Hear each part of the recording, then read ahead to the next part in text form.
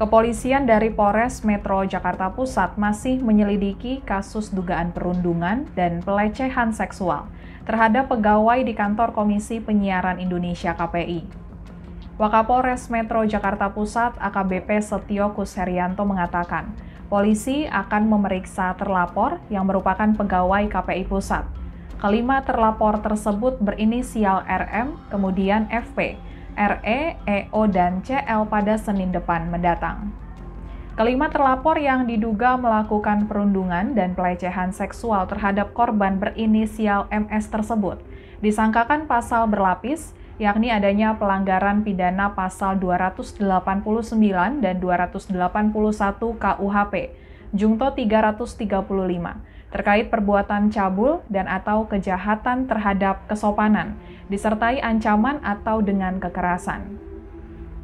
Kemudian Wakapolres Metro Jakarta Pusat AKBP Setio Kuserianto juga mengatakan telah memeriksa MS dan dalam pemeriksaannya tersebut pihaknya baru meminta keterangan dari satu orang saksi.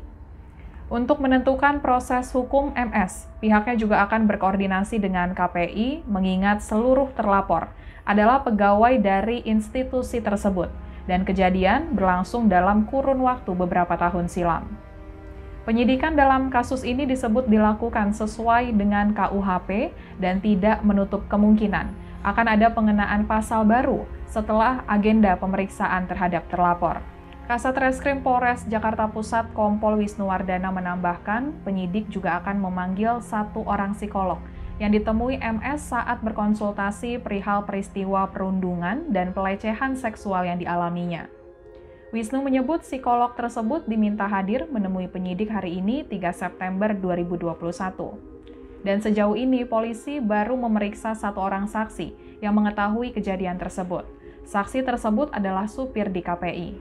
Sementara itu, update terbaru, Ketua KPI Pusat Agung Supriyo mengatakan pihaknya akan membebas tugaskan sementara para terduga pelaku tersebut dari seluruh kegiatan kerja di KPI.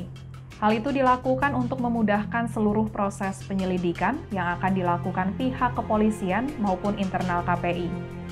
Tidak hanya itu, dalam keterangannya, Agung mengatakan pihaknya juga akan mendukung segala penyelesaian jalur hukum atas insiden yang terjadi.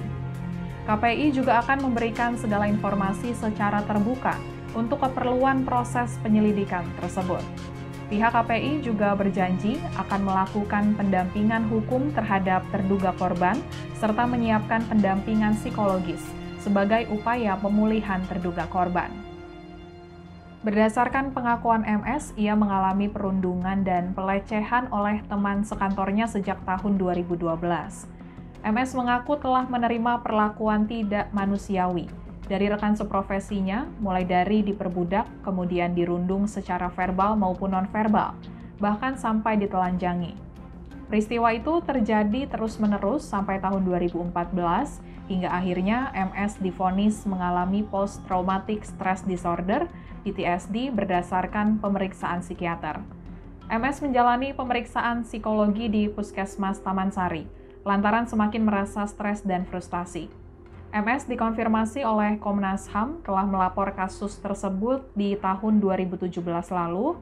Komisi Nasional Hak Asasi Manusia Komnas HAM membenarkan bahwa pihaknya pernah menerima aduan dari seorang pegawai kontrak berinisial MS di Komisi Penyiaran Indonesia (KPI) Pusat. Dalam laporannya, MS mengalami perundungan dan pelecehan oleh rekan-rekan kantornya. Komnas HAM berharap pihak KPI Pusat bisa meneruskan kasus tersebut dengan proses hukum.